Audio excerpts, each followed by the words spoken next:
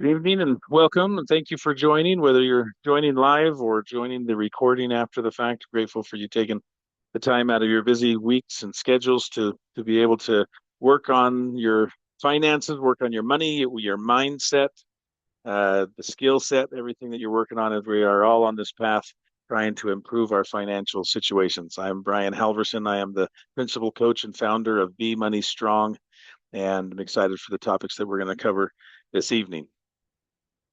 The just a way of introduction, if for those that may not have met me before, I've been in the financial industry for the last more than 2 decades, 24 years, helping individuals and families to find and build and increase their financial peace. Financial Peace University is a program Dave Ramsey created. I taught that 16 times over an 8 year period, and then I became a financial coach and ended up building a team and helping a lot of people. Have five other coaches on our team to help people with their individual and business finances. So it's a lot of fun to be able to help individuals and business owners to win with their money and be money strong is the name of our company. There's a lot of resources that we make available, so take advantage of those on our website, thebemoneystrong.com. There's also videos, lots of content on socials. There you have a YouTube channel, so check us out, and I hope it helps you to break free and move forward and just take the next step along your financial journey to financial peace and prosperity. These are my other coaches. Some of them may look familiar more than others, depending on who you might be working with. But great group of coaches to be able to help you all from different backgrounds, all living the things that we teach. We're all living it just as much as we are teaching and coaching it and holding our clients accountable. This is a marathon. This is a journey. This is not a quick trip. This financial mastery is, I use a lot of nature, my backgrounds, and I love being in nature. Love one of my pastimes is to visit national parks and to just be outside. I learn a lot of life lessons from nature, from the world around me. So I use this example as I'm hiking this mountain, and there's a lot of switchbacks, and this is a long journey. It's not a quick trip. And like Dave Ramsey says, we sell crock pots in a microwave world. The world wants the quick answer. How do I get out of debt? Well, it might be getting into debt might be a fast road. Getting out of it is not a fast road. Building wealth, building your prosperity it's a mountain climb. So we've got to exercise patience and know before you go and know the journey ahead. So I've identified in my coaching over these all of these years, I've identified six phases, six stages that clients go through in their journey to financial mastery. Those financial stages start in stage one is crisis mode. It's not a very fun stage. Literally, right before this session, we went long, and 2 minutes before I had a drop to come here. That client is in crisis mode. They have zero income. For him, he's an entrepreneur and he is building this business and he has zero income, but he doesn't have zero expenses. So the debt is growing. That backpack of bills is growing heavier along this journey. It's a tough stage. Stage one crisis mode is hard, but we can survive it. We can get out of it and get to stage two, which is survival mode. That's living paycheck to paycheck. Well, who would want to live? Why is living paycheck to paycheck a goal? Who would that be a goal for? Well, everybody that's in crisis mode, because they're not even doing that. One of my clients said, I don't live paycheck to paycheck. I live paycheck to credit card to paycheck. Okay, like most of America. Survival mode. That's our goal. Survive, break even. Then let's not stay in those two stages very long. Let's get to stability mode. That's stage three. Now I'm living below my means. I have some extra spending money every month. At the beginning, I was in the negative. Then I went to break even. Now I'm in the positive, and I got a little bit extra. We call that margin. What do I do with that margin? What do I do with that extra spending money? That makes all the difference for the rest of the road because we got to get to stage four, which is growth mode. Right? We build momentum, we set goals, and we know what to do with our spending money. We don't just spend it. It's not lifestyle creep. We are intentional. We move into security mode, stage five. Security mode is now, how can I increase my pace as I'm climbing up this mountain? How do I secure the assets that I have built? And so we got to make sure that we don't lose those assets through risk, and there's insurance, and just structuring your accounts and your assets so that they don't disappear and are put at risk. I don't sell insurance. I don't sell investments. I'm here to help you as a financial coach to maximize your progress. So security mode, stage 5, we want to get there. And then we got to keep going to legacy mode, stage 6. That's where we have hit the top of the mountain and we have now achieved that financial freedom. It's a different set of problems though up there, right? The problem, you're at the top of the mountain, but it's a different set of challenges or concerns that you might be going through. So that is a different or set of skills. So the what got you through steps 1, 2, and 3, stages 1, 2, and 3, right? They are helpful at that stage, but they don't work when you're at stage 6. Or if you get a stage 4 advice and I'm in stage 1, that actually might do some damage. So you need stage appropriate steps and strategies. I mean, but this is the road that we are on. Any questions, thoughts, or anything responses to that? You can come off of mute and tell me, or put it in the chat. And want this to be interactive, not just me talking. Hopefully, it's not a lecture. It's an interaction. It's a workshop. It's meant to be. There's some application so that we change, we become better through this process. So, any thoughts about the 6 stage journey?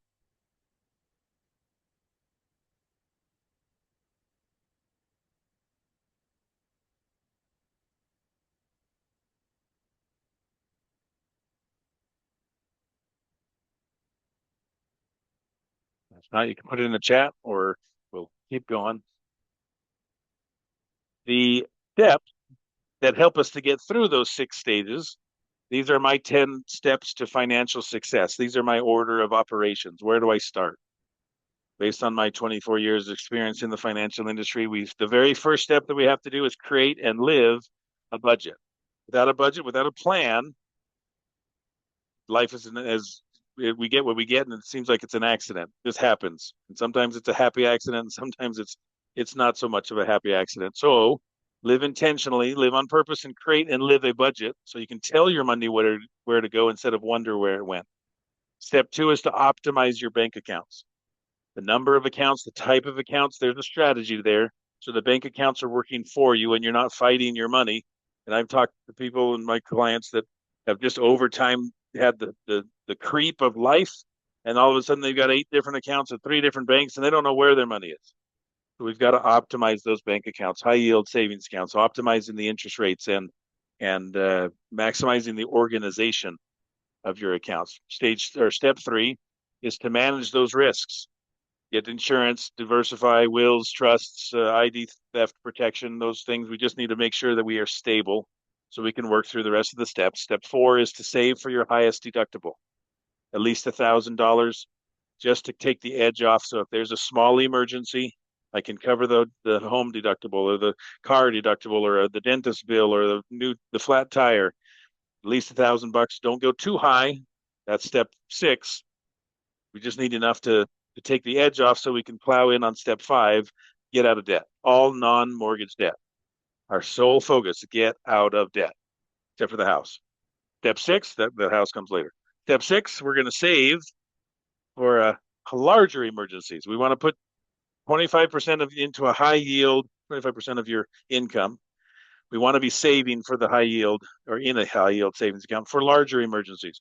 $1,000, $2,000 in an emergency fund doesn't go very far. What if I lose my job? I want $25,000 in that savings account because that covers me for big emergencies, job loss, having to move, a larger emergency, car get in an accident, the car gets totaled, the life happens. So we need that 3 to 6 months worth of expenses in an emergency fund so we are covered for whatever happens. Step 7, we want to be investing for your future. Retirement will come, for some of us closer than others.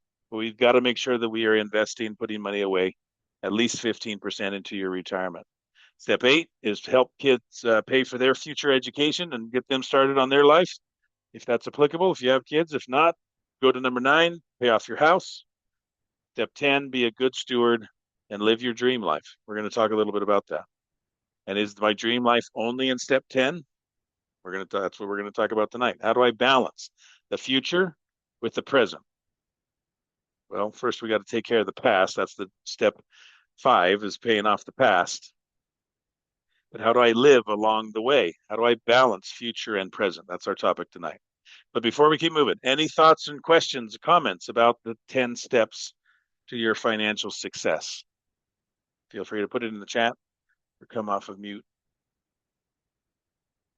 I know some of you have heard this before as you've been to these sessions in the past. So anything new hit your mind, or you're at a new stage of life and new realities that we need to apply?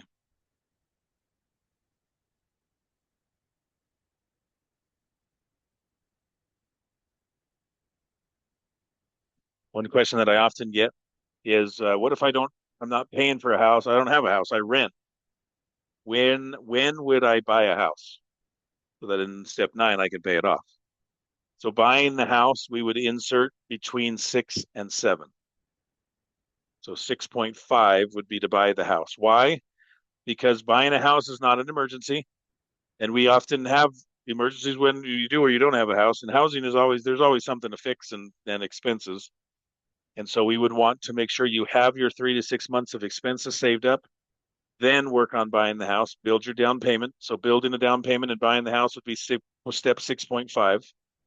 And that's where we would insert that in your personal steps to financial success, your personal order of operations. And that's what personalized coaching is all about, is do we need to rearrange these or insert things? For a lot of my clients, I have a step 4.5 to help that, going along with step 2 with the optimizing your bank accounts, but organizing your budget and simplifying things. I have a 2 account system that I've created, and I insert that into step 4, between 4 and 5, 4.5, to get stable with my budget, with optimizing my bank accounts. And then that makes the rest of your journey a lot easier. But if you're going to buy a house, that's where I would put it, is in 6.5. After you have the emergency fund, you can then start saving your down payment, buy the house, and then get, as soon as possible, investing, helping kids with college, then paying off your house and so forth. So any thoughts, any comments about any of this? Yeah, Brian, Yes, do you Adrian. have, like Dave says, $1,000 for emergencies, but do you have a dollar amount off the top of your head that you would recommend for your clients these Great. days? Yeah, good question. People will ask, like, is that still accurate, or is that a 1990 Yeah. advice? Right. That's where based on my years of coaching, a lot of people can't sleep at night with only 1,000. I have one client up in New York, and she's like, I need 10,000 in my starter emergency fund. And I said, "Ooh, let's talk about, where's that number come from? I am so scared of not being able to pay my mortgage. So her survival is pay the mortgage. I will never miss her. She's been through some PTSD in her history and her finances, not being able to pay the mortgage. So she wants 10 grand in her beginner emergency fund so she can take care of that. And we had a talk, and right through coaching, that's why I'm here, is to help be a sounding board. And we ended up saying she wouldn't budge from it. So we said, Hmm. okay, fine. She already had it. She's like, I'm not giving it up. I'm like, why don't you put some more towards debt? Right? Maybe 2,000. We could do 2,000. That's why I asked, what can you sleep at night with 1,000? No, I need 3,000. All right. Be careful you don't go too far, because all you're doing is delaying the next step Hmm. of getting out of debt. That's why we want low, is because I want you to get to paying off your debt as soon as possible. But for Hmm. her, she wouldn't budge on 10 grand. We we got to the 10 grand, and then she went to paying off the mortgage debt. But guess what? She then had an emergency, and her 10,000 became 7,000. And I checked in with her and I said, "Are you okay? Are you going to survive with only having 7,000?" And she said, "Yeah, actually, I feel okay." So 7,000 is my new budget, or my new emergency fund. I don't need 10,000. Great. Let's get back to get paying off your debt. And another month or two later, she had another emergency. Now she has 5,000 in her emergency fund. Are you okay? Are you? Can you breathe? How do you feel? And she's like, yeah, I'm fine. I have proved. Why did she go 10,000? Was actually fear based because she didn't budget and she had no idea what she needed. So she overestimated and said, so often if you say, I need a large beginner emergency fund, it's because we're not probably not budgeting and we don't know. Might be legit. Maybe you have a high risk job and you know you're going to lose your job and it's really hard to find a job and it's going to take me 8 months. All right, then you might need a larger emergency fund. That's again where personalized coaching comes in, is to take nuances. Back to your original question, Adrian. 1,000, I would say, is the minimum. I wouldn't go more than two or three. Again, the point is not to be fully covered. It's take the edge off. You still feel the fire under you, so get to work on step 5. Get out of debt. If you're too comfortable, you won't push on getting out of debt. You'll just kind of take the easy road to get out of debt. We want you to feel the pressure of it. So, yeah, and that's why I say that the highest deductible. Maybe I have $1,000 car insurance. I might have a 250 car insurance deductible. So I'll just keep that. No, you need a bigger one because something else might happen. It might be a medical emergency. That help, Adrian, answer your question? Okay. Good question. Thank you. Other questions or thoughts from anybody else? Put them in the chat or come off of mute. If not, we'll keep going. Okay. Now, along this journey, those 6 stages, there's actually also 5 pillars that I want to talk about. And in my coaching style, I often will address these 5 pillars. The middle one, the financial, is usually where people find us. That's mostly where people start, is in that financial pillar. But all 5 of them are needed for that pursuit of happiness, right? Our founding fathers, we're here to in the pursuit of happiness. So the 5 pillars of happiness, that is the framework for a balanced life of joy and success. Those 5 is we want to talk about all 5 of them. To have true joy and happiness in your life, you need to focus on all 5. Often the finances is out of whack, and that's what's causing the stress. That's what causes the pain. So that's where we start. But once we can stabilize it, often with coaching, it finds its way into these other areas of spiritual. That's not religiosity. That is living on purpose and intentionality. Purposes and values guide your every decision, what you do or why you do what you do. The next pillar is relational. The people in your life, your spouse, your family, your friends, who you love and who you serve. The point of that is connection. Financial is a cornerstone of especially because we're financial coaches. That's how you budget, invest, give, plan, and grow your net worth. That gives you the security and the freedom, right? We are building prosperity there. The next pillar is physical, your health, your home, your lifestyle, living well now, how you live each day. We want vitality there. And the final pillar is intellectual, wisdom, growth, better decisions, how you think and how you grow. We are building discernment. So if you truly want a successful and happy life, don't just focus on one. Identify where's the pain, where is it hurt. Most people are here because it hurts in the finances one. But once you stabilize that, now you can see the full picture. Those struggles in one pillar often affect the other areas, right? There is no island pillars. They all affect every one. So as we fix one, I always say money is not the center of our life, but it affects everything in our life. Because I need a budget so that I can have fun family activities in the relational, or I need to work on my health. That's going to take money. I want to go to school. I want to deepen my experience, my education. That's going to take money. Every one of those pillars is affected by money. So let's fix the money so we can focus on everything else and build a holistic life of happiness and joy. Any thoughts or questions around those 5 pillars? This is a new slide. I've never presented that before. So for some of you that even are repeat, you might be seeing this for the first time, or in this format. It is the first time. And do a little self-assessment. You can give yourself a quiz. How am I doing in each one of these pillars? On a scale of 1 to 10, rate yourself. My physical, I'm doing really well. I'm feeling really healthy. I'm going to give myself an 8. But intellectual, or my career, my spirituality, relational, my finances. We call this the wheel of life. And if you have a wheel that has these five different spokes in the wheel, if one of them is weak, your wheel doesn't rotate very smoothly. So we want to build and grow across all of these areas, all these different dimensions of our life. Take a picture of that or pause the recording and spend some time with yourself thinking about that. But just as a follow up, we always like doing follow ups from the past. The point of these workshops is movement, progress, and application. It's not about information. You can get all this information is already out there. I'm just packaging it in a different way from what I've seen from my decades of coaching people. But it's about application, right? AI will overload you with information. We got to get to application so that we can experience transformation. So the application over the past month was from our last month's topic. We discussed unexpected expenses versus planning ahead. The more we plan ahead, the fewer unexpected events we have. The rest of the less it's interesting that when I'm organized and planning ahead, I have less emergencies. So I need to plan.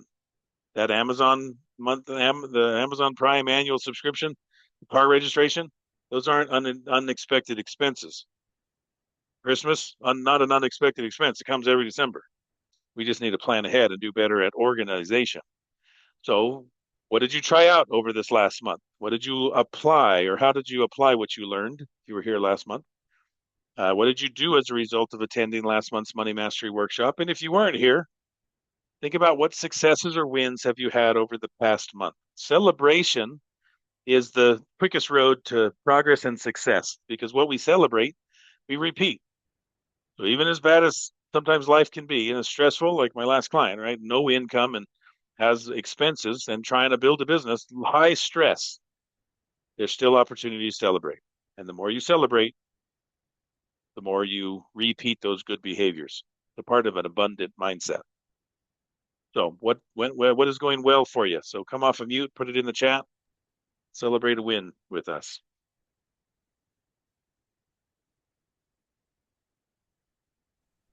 Or share anything you shared, learned from the last session. Adrian, you came off the mute. What's on your mind? Um, yeah, well, I just my wife and I had a bit of a discussion.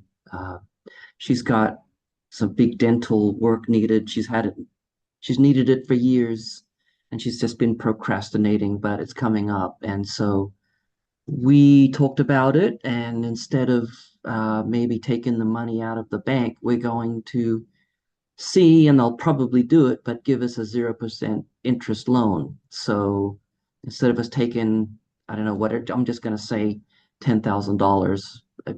I don't know what it is exactly, but so we'll be able to make interest-free payments on that instead of having to take that big lump sum out of our bank account or out of our emergency fund. So I hadn't thought of that until my wife mentioned it. So that was something that made me very happy.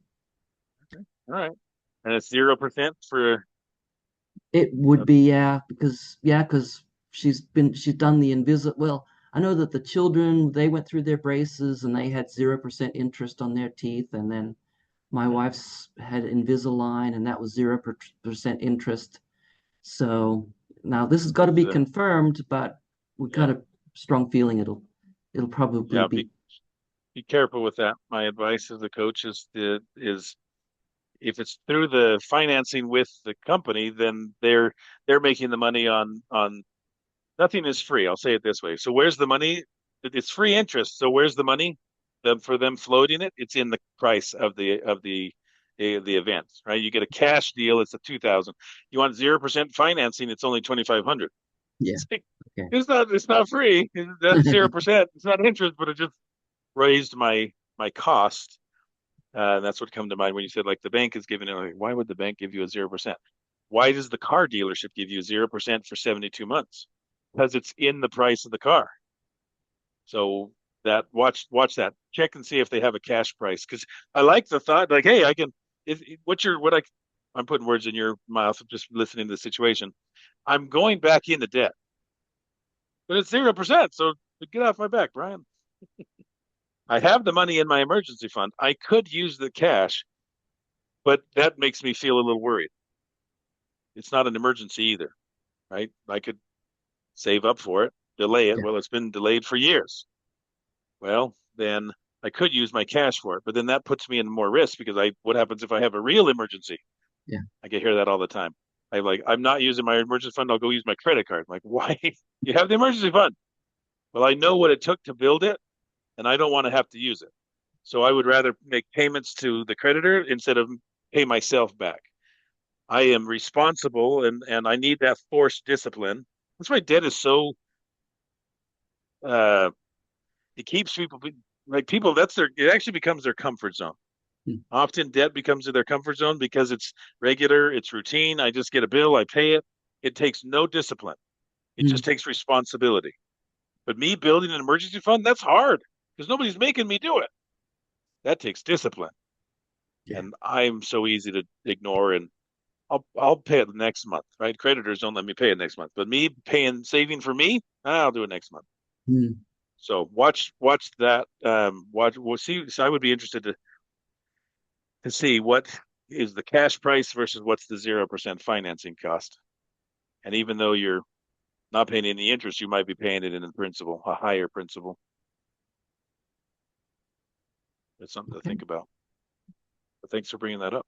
That's that's really actually applies to what we're going to talk about tonight. Is when I've been waiting years to do this dental work. When do I do that? What baby step is that? Is that in baby step or step 10? My step 10 of living your great your rich life, your dream life is to finally get my teeth done. Mm. I don't know if we're going to make it. We're going to talk about that. It's balancing current and the future. Okay, other thoughts? Anybody else want to bring anything up before we keep moving?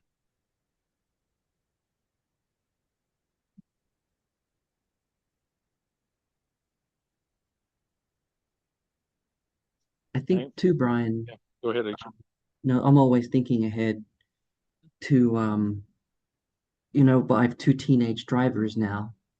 This was the first year I had two teenage drivers, and my car insurance is just went berserk. Huge, absolute huge shock. And we were able to they give you 2 months notice, I think. So it's okay, all right, we can get this together, we can get it paid, that's fine. But what can I do for next year so that it's not I'm planning ahead so that when I get the bill, it won't be a big shock, and it should be similar to what it is now, unless we do some changes to our insurance. We've got old cars, and I could probably reduce the insurance on those, the reduce the comprehensive and just keep the liability to save some money. But still, um, there's always the what do you call it, the sinking fund that Yes. we haven't actually started yet. But that's just something to keep in mind. I'm thinking ahead about Sure. car insurance next year. Yeah, that's good. Yeah, you looking that just what last month's topic was, unexpected expenses. Well, next year when the annual insurance premium come due, it's not an unexpected expense. You had all year to prep for it. Now this one, so getting them on, maybe I only have 2 months, but that sinking fund is just a fancy term for a savings account with a specific purpose. So I have an insurance, car insurance savings account. We're doing a lot of content right now on our socials and on YouTube about a summer savings account, right? Summer is a budget buster.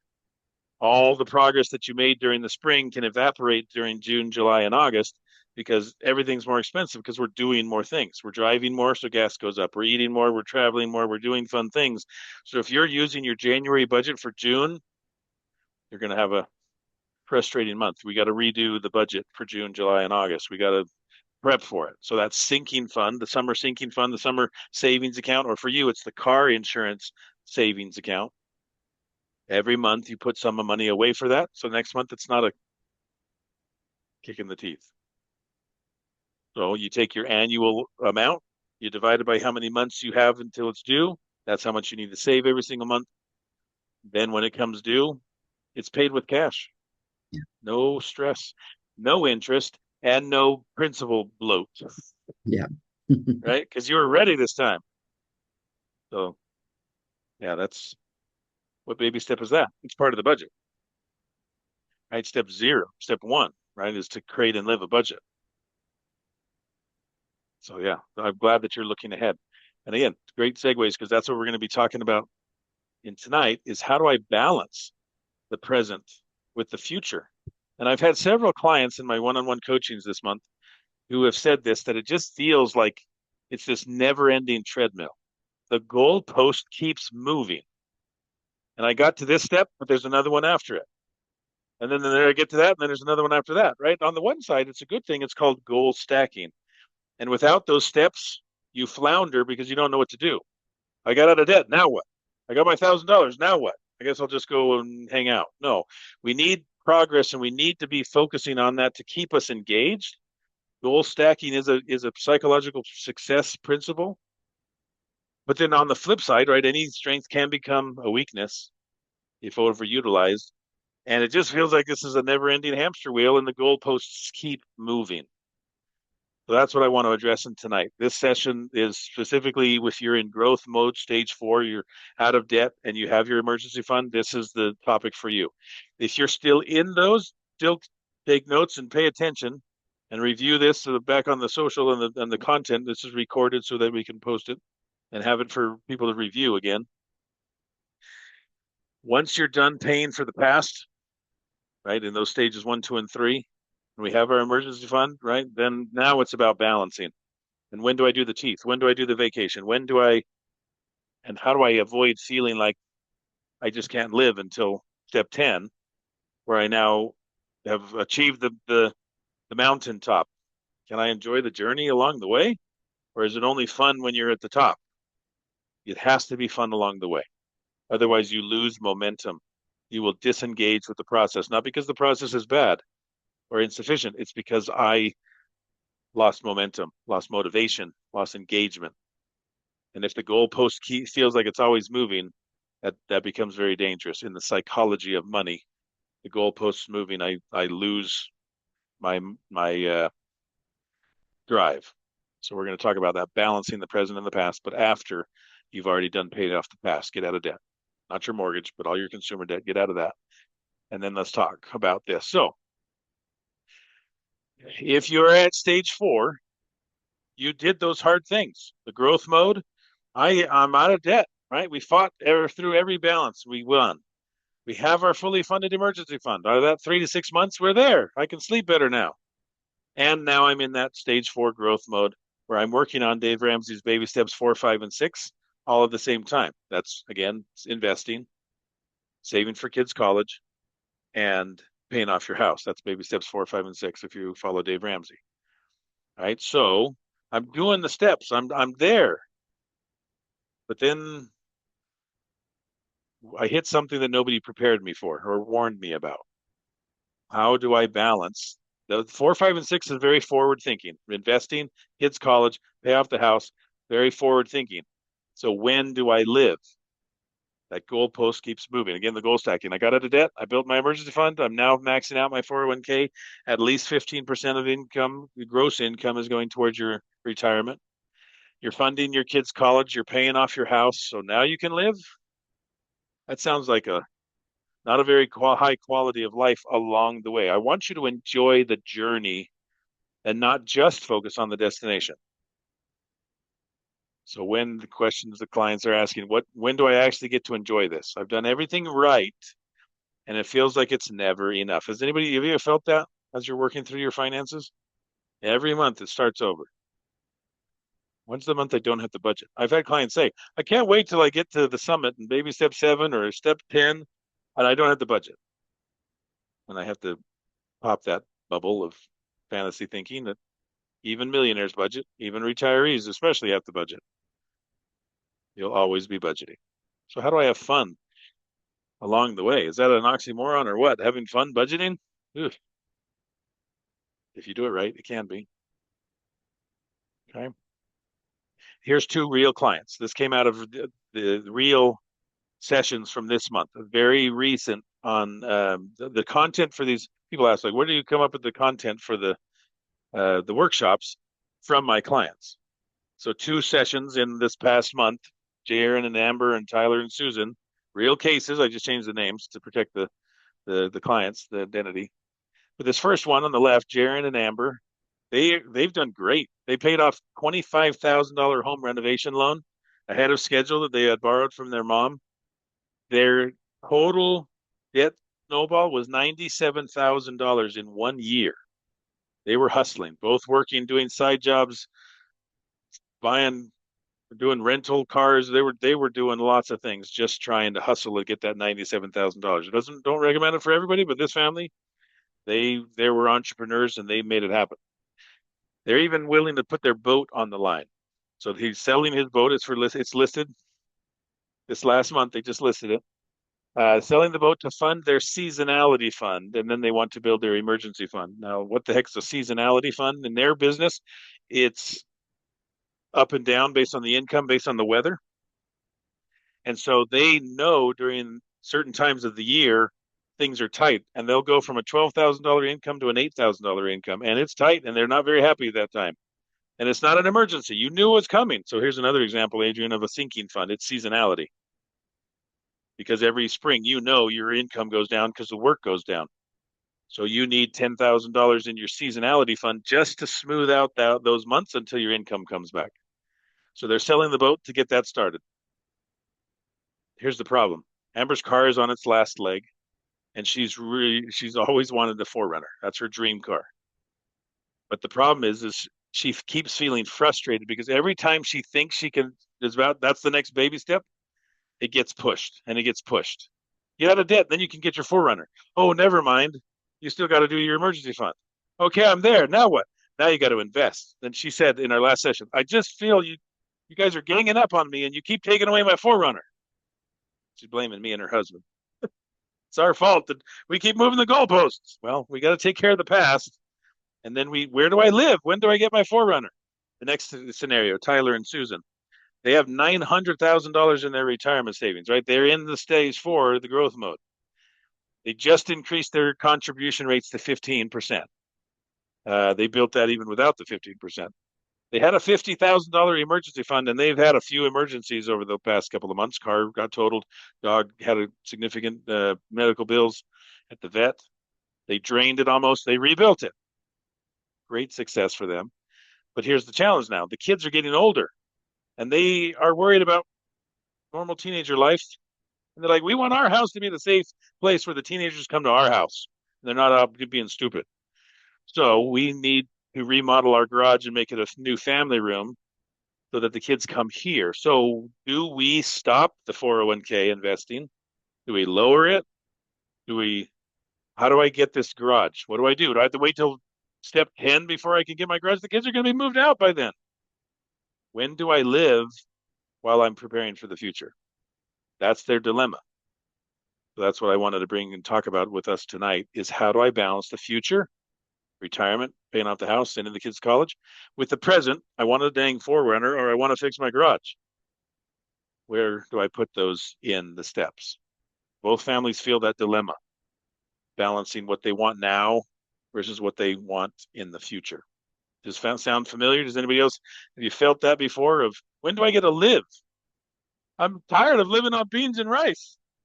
Well, in the first 3 stages, when debt is growing and you're in crisis mode, when you're in survival mode, when you're in stability mode, it's a beans and rice lifestyle because you're just trying to survive. But once that's done, when do I put real food back in my budget instead of beans and rice? Nothing wrong with beans and rice, but I want a better lifestyle. Okay. When do I do that? Because I say this to every client. You can have anything you want. You just can't have everything you want. So we have to balance. And every dollar that I spend now on lifestyle is one less dollar that I invest or pay off my house or save for my kids' college. So that's what's competing now versus the future. So the real conflict here is what do you want versus what the plan may sound like? What's the right answer? And this is where you, in stage 4, you start creating your own life, your own plan, your own financial stage and order of operations. Because what I want to take the family vacation. I want to upgrade my home. Right? I want to do my teeth finally. I want to buy that Forerunner. I want to give generously now, not later. I want to enjoy the paycheck I've worked for. I want to create memories while the kids are young. in a safe place, and we turn the garage into a family room. But what the plan sounds like, right, as we listen to the influencers and Dave Ramsey and everybody else out there that says this is the step. Well, you're supposed to have 15%, no exceptions. You're supposed to fund the college before those lifestyle upgrades. You're supposed to pay down the mortgage aggressively. You're supposed to be responsible and stay disciplined and enjoy life later once the house is paid off. Well, that doesn't sound very fun along there. I'm supposed to enjoy the journey. So it's not that these are all or nothing, right? It's not a mutually exclusive that I can even have a lifestyle or I can have a future. It's about balance. So that's just the skill that maybe nobody taught me because I'm just so focused on doing and checking off lists on the baby steps that I forgot how to become a good financial steward along the way. Right? The skill I was taught, I know how to do the debt snowball. I know how to get out of debt. Dave taught me that. I learned it. I did it. I learned how to save money, the emergency fund, the sinking funds. Yeah, you got this. But that spending on purpose, my budget should make me feel happy, not forced. Hmm, that's a different level of thinking. Does my budget make me happy? Ask yourself that question. Or does it just feel like a straitjacket? And you might have habitualized straitjackets, and that's all you know because of what you had to get through to survive in stages one, two, and three. And sometimes that budget can feel like a cage. And even when the door is opened, we don't know how to leave the cage. Meaning, I just don't know how to spend intentionally. Nobody's taught me that. I have coached people at stage 7, baby step 7, where they're living and giving like nobody else and they have a paid for house. And they still don't know what to do. They're waiting for baby step 8. Tell me what to do. Well, hopefully along the way, the point of the journey is to become something. And what are you becoming? A good financial steward. That's what I'm hoping you are learning through these workshops and along this journey. Intentional spending is a learnable skill. So we're hopefully addressing that and building that tonight. So I'm in the middle of reading this book, The Art of Spending Money. So who wrote that was Morgan Housel, wrote also the book, The Psychology of Money. We'll do that in another workshop. But it's an interesting principle about the art of spending money. Go read the book. But spending has an art form. It's not just about amounts. It's about intention, timing, and meaning. Does your budget reflect that? Is it values aligned spending? Remember that spiritual pillar of why I do what I do? The values, am I spending in alignment with my values? Money spent on what you actually value creates joy. Money spent on obligation creates resentment. That's why we hate our debts, but sometimes we don't know what else to do, so we just keep doing it. I don't know how to get out of debt. Guilt is a spending leak, right? Guilt makes you overspend on things that matter and underspend on things that matter and overspend on things that don't. And some people have the permission problem where high earners often feel they need permission to enjoy their money. You don't need permission. You've earned it. You're out of debt. You got your emergency fund. Enjoy your life. Don't sacrifice the future and enjoy too much. Because some of my clients are doing that a little too much enjoyment now and they're not ready for the future. And some it can be the reverse that I'm only saving for the future and I have no life now.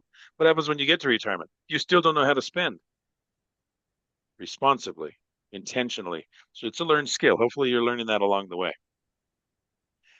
So what is stage 4? That growth mode is actually about. I'm going to run Dave's baby steps 4, 5, and 6 simultaneously. I am going to be investing that 15% of retirement. We can take nuances on that based on your circumstances. For some people, they need more than that, or they're not going to make it. They're going to have to retire at 80.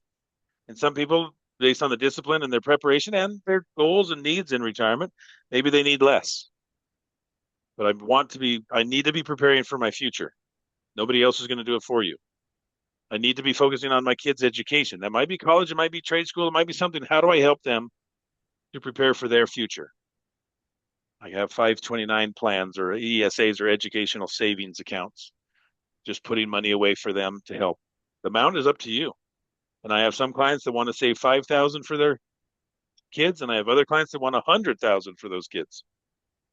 It's your budget. Does that make you happy? 5,000? The 100,000? Are you also planning for your future? And that baby step six, paying off the house, right? Putting extra principal. That's how the fastest road to get to baby step seven, the living, the wealth and giving. So the plan is right, and you're allowed to build a life worth living along the way. They're not mutually exclusive. We're going to do this simultaneously. So here's the balanced framework that I want you to learn and remember, and take a picture of it or pause the recording, right? We want to think about these principles. We want to fund the future first. Those baby steps four, five, and six, they're not negotiable, but the amounts are. Are you saving 100,000 for college or 5,000? Are you saving 15%? Are you working until you're 65? Are you working until you're 80? Can you get out of jail early and retire at 55? All about the numbers. So do the math and then automate it. Then it's not a choice every month of how much should I do. It automate those transactions. The money automatically goes to the kids' college or to the extra the mortgage or to my investments. I want a budget for the life you're living. Have a fun category, a real one. Travel, experiences, upgrades. Those belong in your budget. We call them mental wellness. We can have the his and the hers, the fun, the miscellaneous, whatever you call it. We need a fun fund. Have some fun along the way. Enjoy the journey. Don't be frivolous, but don't be a miser either. Here's a big one. Define your enough. That's why the goalpost keeps moving, is because you've never defined what enough is. I'll be happy when I make $50,000. And then you get there. Think about your own journey, right? And I've had clients say this, like, I just need more money. And I say, wait a minute. When you were younger, didn't you say, I'll be happy when you earn the money you earn now? Why aren't you happy? Well, I just need a little more. I need a little more. And you are the one that keeps moving the goalpost because we've never defined what enough means for us. When is the house good enough? When is the car good enough? I got my Forerunner. Well, guess what? There's always an upgrade. Knowing you're enough creates freedom, and spending on your values, not your guilt, right? Money you spend aligned to your values is never wasted. Guilt is the enemy. Your budget should reinforce that spiritual pillar. I'm for the wise, the my values. If it's not in alignment, redo your budget. So, do I have a my last client, we're talking about survival budgets, and we had very little money for anything in there because we were just trying to survive. This topic is on the other end. I need a happiness maximization budget. Again, not overspending, but I have some money aside for the baby steps four, five, and six, investing kids' college and paying off the house. I still have my needs and my bills, right? Um, that side of the budget, I'm still taking care of those things. I have a life and a fun budget. I have some giving in there, and I have the buffer in the sinking funds. Right? I'm preparing for the future, so I now become more balanced. When I'm in stages one, two, and three, my whole budget looks like a big bar on the debt. Most of my money is getting out of debt because I'm paying for the past. I still have my needs, my bills. I have a little bit of fun. Hopefully, you always have giving. Don't sacrifice your giving. That changes who we are. So we get to change now in the higher stages is balancing and putting money to what makes me happy. Getting my teeth fixed, that makes me happy. Fixing the garage, that makes me happy. Getting the Forerunner, that makes me happy. Again, you're the one that has to pay the price for it because we are using any money that I spend now is money I don't have for later. But as long as the future is covered and we know what our enough is, then enjoy your life. Learn how to spend responsibly. Right? The life and fun section is not a reward for perfect behavior. It's a budget category. Just like your groceries and your electric bill. If it's not in the budget, you'll either overspend with guilt or underspend with resentment. It's all about intentionality. So give yourself permission. Guilt-free spending rules, right? Future is funded first. You determine the amounts on autopilot, and it's in the budget category. It's not borrowed, the lifestyle, the fun. It aligns with your family values. It's a decision, not a reaction. Don't let other people spend your money and, hey, we're all going to the lake. Come on. Like, does that bring me joy? Does that fit in my happiness budget? Or is that a distraction? As fun as it would be, of course it'd be fun to go to the lake with you guys. But it's a distraction in my plans. Nothing wrong with that. I'm just going a different direction. We're saving for going to Paris this year, whatever, right? Whatever your dream is. And you don't need to justify it to anyone. You play your game. You live your life. They're hopefully living theirs. I say hopefully because sometimes they're the ones just spending irresponsibly and they're deep in a debt and like you shouldn't be going to the lake. Send those people over to me and I'll have a conversation with them and help them. Spending that creates regret. That's what we want to avoid. Impulse buys to fill an emotional void. Is that why I'm spending? Just because I have an emotional void? Is it lifestyle inflation with no intentional plan? Am I keeping up with others' spending habits? Everybody else is going to the lake. I guess I got to go too. If I don't go, I'm going to feel guilty or you're going to feel that FOMO, fear of missing out. Am I underfunding my future to inflate my present lifestyle? So some good introspection. You're the one that has to answer these questions. There isn't a right or wrong answer here. That's why these higher baby steps and the higher stages are harder because there isn't a clear path because you have to create it.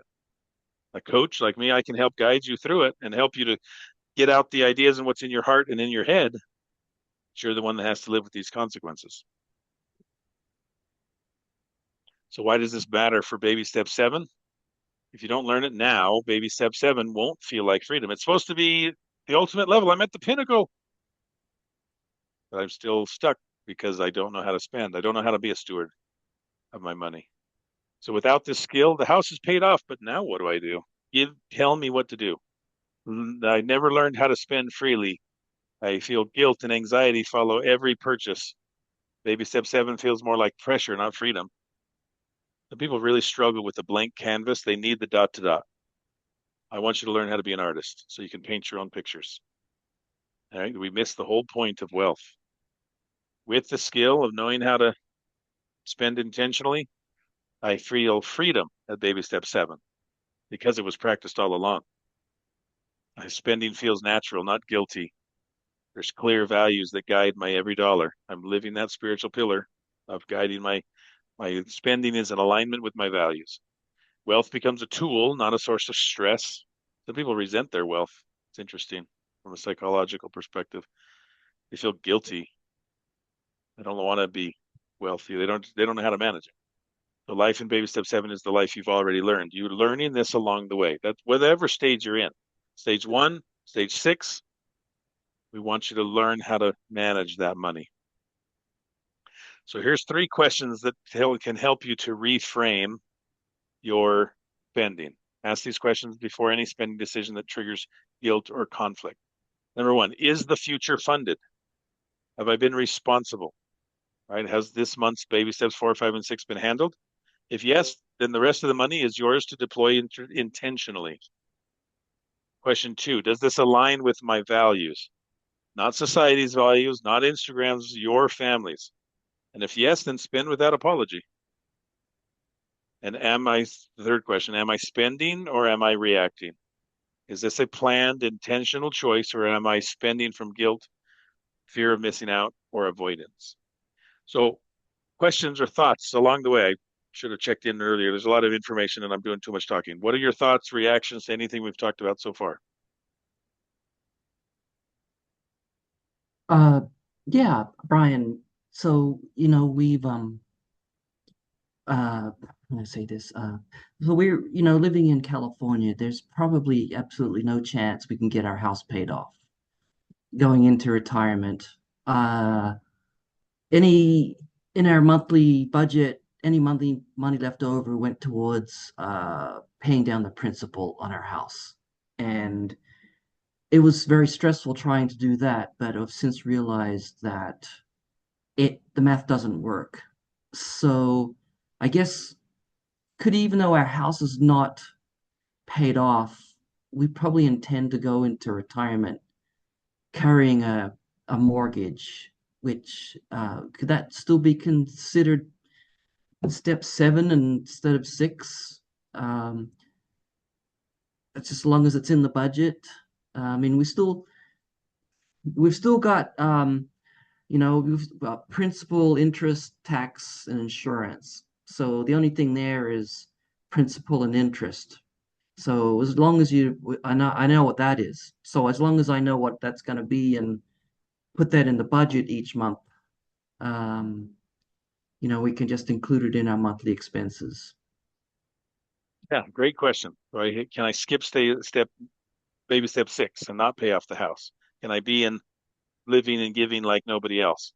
It does increase your budget, right? Like you just said, I've got to put in that principal and interest on my take two people and one person has a mortgage and one doesn't. This person's budget has to be higher because they have a mortgage. They can do everything else, all things being equal. With their mortgage, they've got to have more. What does that mean? For me to retire from my job, I have to have more in my retirement accounts to fund a higher budget. Just earlier today, I was talking to another CEO, and she says, "Well, I need $200,000 in retirement. That's my lifestyle budget." I go, "Okay, that just means you have to save more." Versus the other client I was helping before her that says, "I only want $40,000 in my annual budget. I'm going to live in the RV and visit my grandkids." Very different lifestyles. 40,000 versus 200. The only difference is how much you have saved before you get there. Because to take $200,000 out every year, you have to have a lot more than the person that has to only take 40,000 in. So all things being equal, if you have a mortgage, you just need yes, you need to put it in the budget, and it'll be more expensive. Or that's where you also take the there. This again, it's hard because there's no right answer. For some people, it's I'm going to sell my house and I won't have a mortgage in retirement. I just won't live in this house because this house that I raised my kids in when I'm in retirement is a little too big for me now. And as I age, I don't want to be mowing the lawn, or in my case, shoveling the snow or whatever, right? So that's where you and your family you have to make that decision on what does our retirement look like. Do we are we living in this home? Do we have to move out of California? Because yes, it's very expensive. I grew up there. So do I move to somewhere cheaper? Do I sell the house or do I just carry this mortgage? Mm.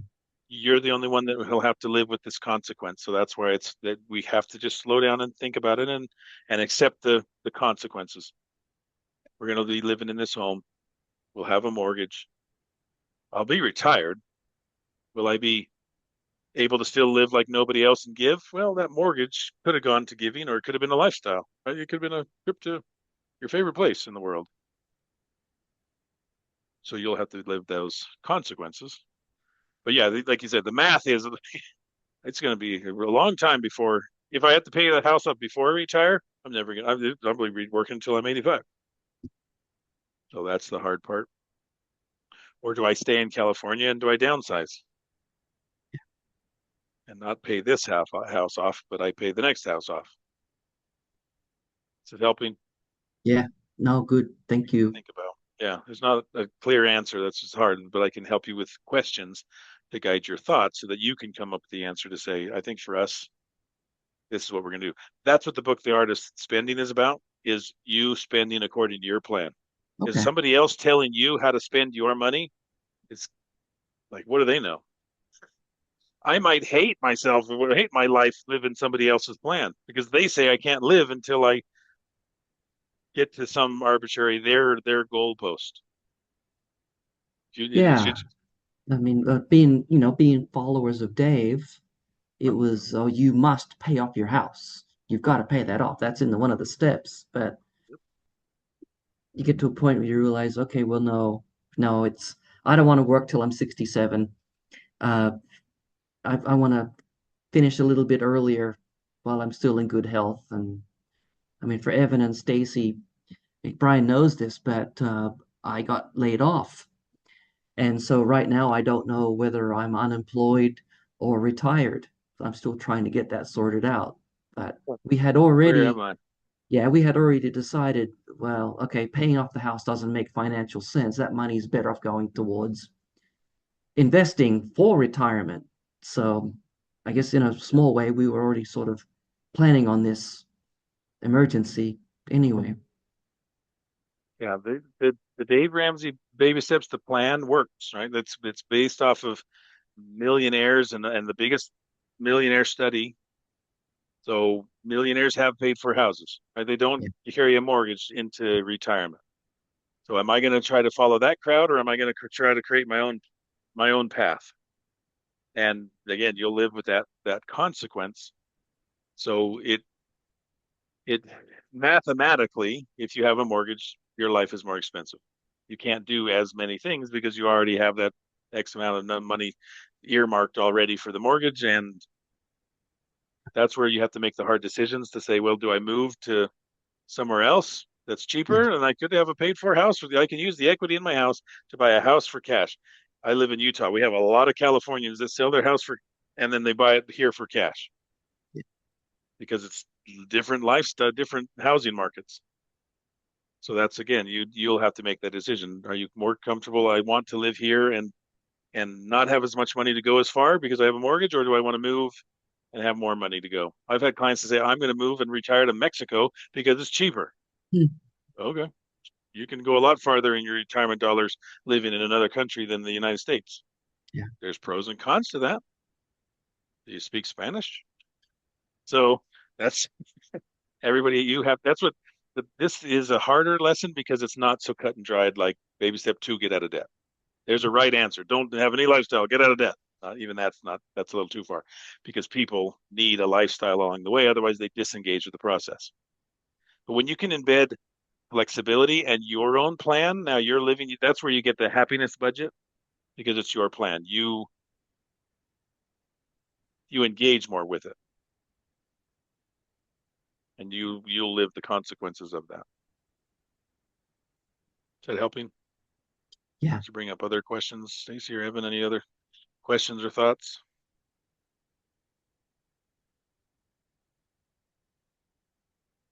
Um, no, I don't. Well, I don't want to take it too much more time, but I think there was something earlier about buying things and then having regrets.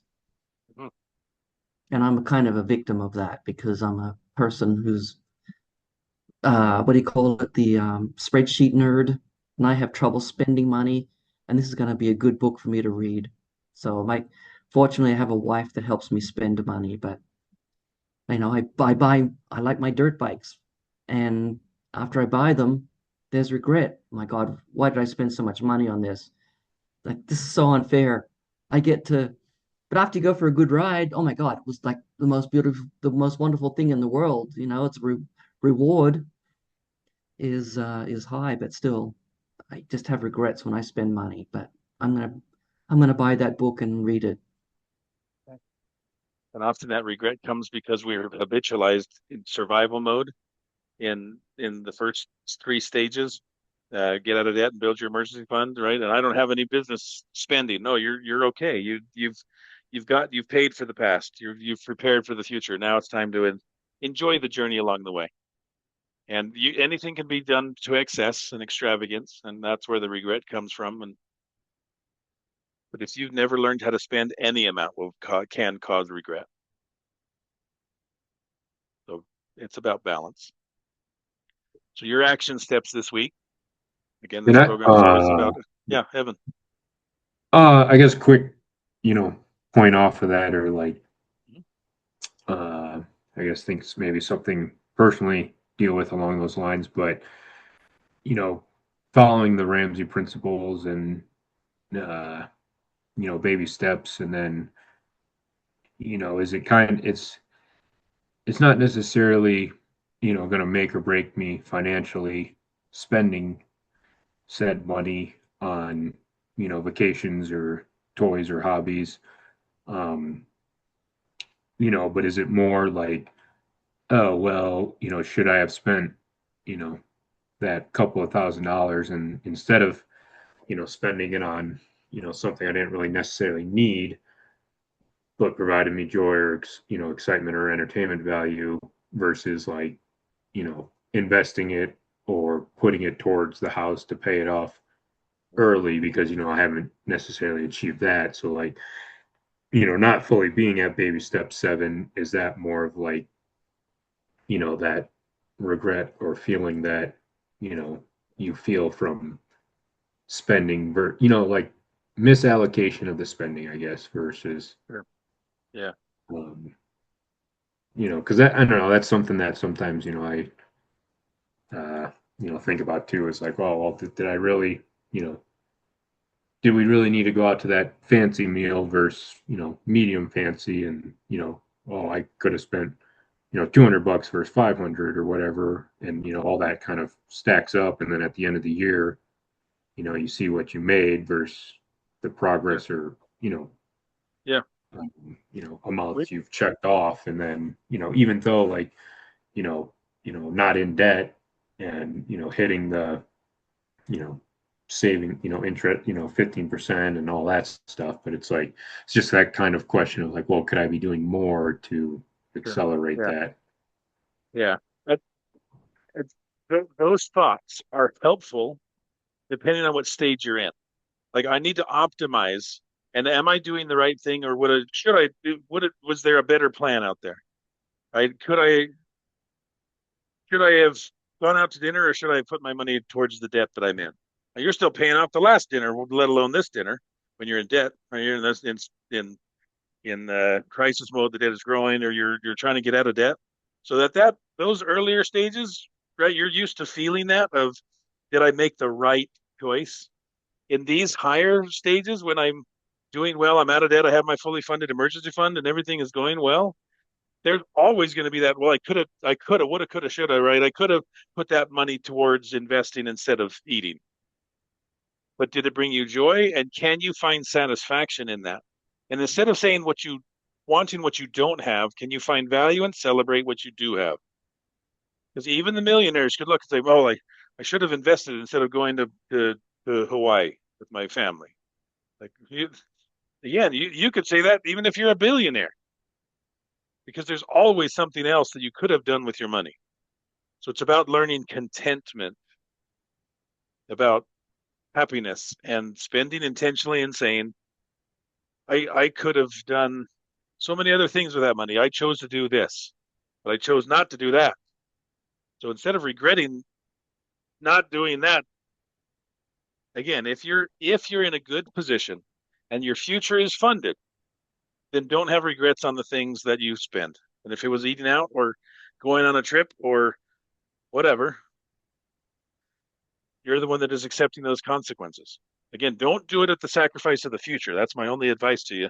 Is if you're spending going out on a nice meal when and you're not fully funding your retirement or right planning for the future, just be careful that we're not just justifying. Well, I don't really want to do that. I'll lower my kids' education so that I could eat out. Like, okay, well, that's a choice. You'll have to live with it. If you've done the math, and again, do the math first and know your discretionary income. And then when you have that amount, do what you want that brings the happiness, because everything else is taken care of. Think of the oxygen mask example in the airplane. You put your own oxygen mask on first. Then what do? I can put everybody else's oxygen mask on. Now everybody's got their oxygen mask on. Now what do you want to do? How about the movie? What movie's playing? Right, the oxygen mask is flowing. We're no longer in crisis mode. So make sure you take care of those needs and the future, and then enjoy your lifestyle along the way. So your action steps this week. Again, this is a program of action. Step one, audit your budget for a happy life category. Do we need to put in a happy life? Something that will bring you joy, no regrets. And not comparison, because there's a lot of things that I can buy. Motorcycles and boats and who knows what. So you can't do everything. Again, you're learning how to be a good steward and spending intentionally. And there's always more to spend. So make a decision and be happy with it. If you don't have a happy life budget, right, create one. Put 50 bucks in it. It's a real line item, and allow yourself to spend because you've earned it. You're secure. If you don't learn how to do this now, you'll be a millionaire. You still won't know how to spend. Step two, homework assignment two, list your top three family values. Write them down. Look at last month's spending. Do they match? If not, you found your gap. And you might be spending in things that have no meaning to you. Like, yeah, we had a great meal, but I don't really care about eating out. What I really care about is experiences that I can remember and have pictures of, not just the meals that we went to. So, is your discretionary spending in alignment with their values? Step three, plan one intentional purchase. Identify one thing from your family values that you've been putting off. Budget it, schedule it. Maybe it's the teeth. Maybe it's that trip. Maybe it's the car. Maybe it's the garage. Again, count the cost and know what you're giving up and what you're gaining.